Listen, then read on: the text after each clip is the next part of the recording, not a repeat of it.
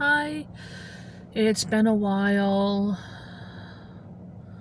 Not for any particular reason. I have all these ideas I want to explore in my videos, but I just can't decide which one and lock in and get focused on a particular video, do the research, do all that stuff.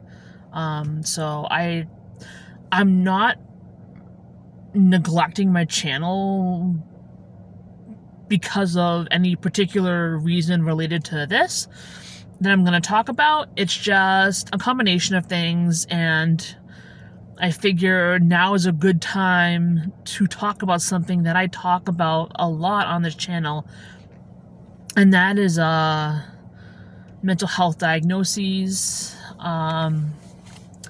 Those who know me, I have two different diagnoses that I work with. One is bipolar 1 with psychotic features, and the other is schizoaffective disorder, bipolar type. And at one point, a couple of professionals wanted to really push the schizophrenia diagnosis on me, but they backed off of that for their own reasons. I didn't fit the criteria, whatever the reason was. But I'm telling you that because I am reasonably confident that I am experiencing the prodrome to a psychotic episode as we speak, and I will explain that. The prodrome is the period before a medical event. It could be the period before a manic episode, the period before a psychotic episode, the period before a migraine hits.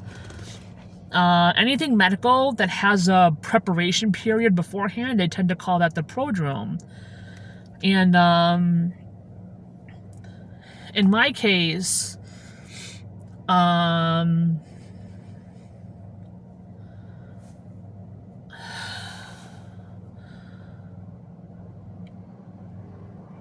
when I have psychotic symptoms, I'm very heavy into the cognitive symptoms, into the bizarre thinking and behavior. I'm not necessarily hallucinating that much. It's just my whole presence and thought and showing up in the world is just doesn't belong to this planet kind of thing. And one of the ways in which that manifests is my deep-seated belief that I'm actually not from this time period. I love history. I've always loved history. Ancient Egyptian, the sanatoriums of the 1800s, you name it. I can sink my teeth into it and really love it. But like a lot of people, I feel like I am especially fond of the 1920s in America and the 1980s in America. I feel like the 1980s in particular are really trending right now because of liminal spaces and nostalgia. And the 90s and 2000s are also trending right now for similar reasons. But I'm not seeing like 1920s nostalgia that much right now. I know when we were first gearing up for 2020, you saw images of flappers in speakeasies saying it's the 20s again, woohoo, and stuff like that. And we kind of hoped that this period would be like this high-flying period of the 20s where people were having fun and doing good for the most part. But as for nostalgia for the 20s, right here, right now, I'm not seeing that a whole lot. I am mostly seeing 80s, 90s, 2000s nostalgia. And you see that especially in accounts that deal with liminal spaces, liminal music. So I love the 20s and the 80s.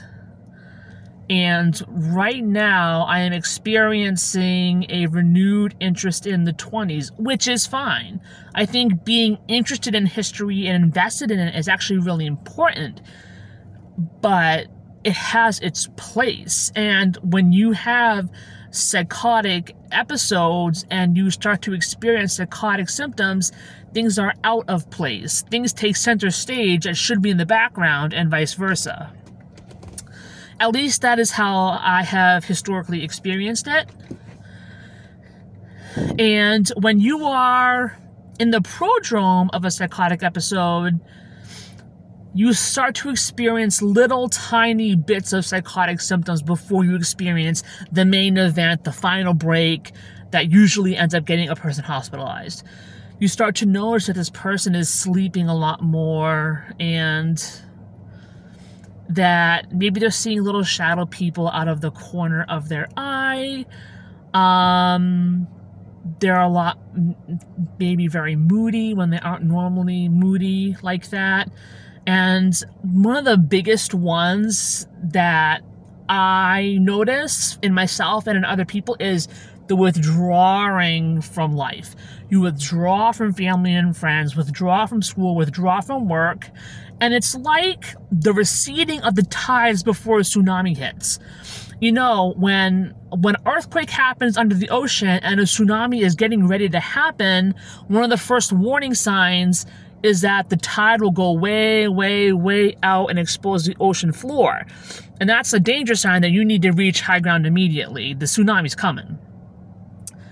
And the withdrawal of yourself from the world feeds the power of the psychotic episode that is going to crash on the beach any moment now.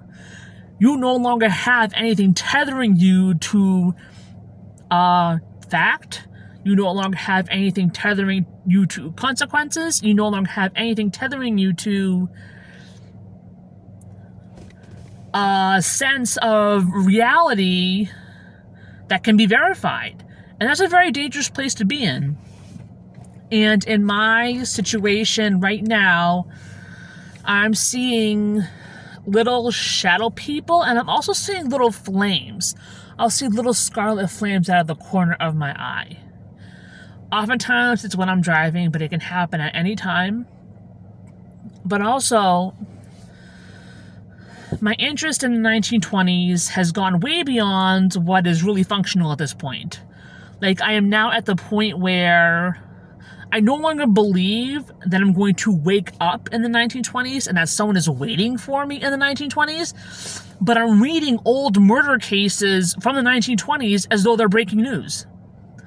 Like, I'm constantly sneaking away to check my phone to find the latest update of this murder case that happened over 100 years ago.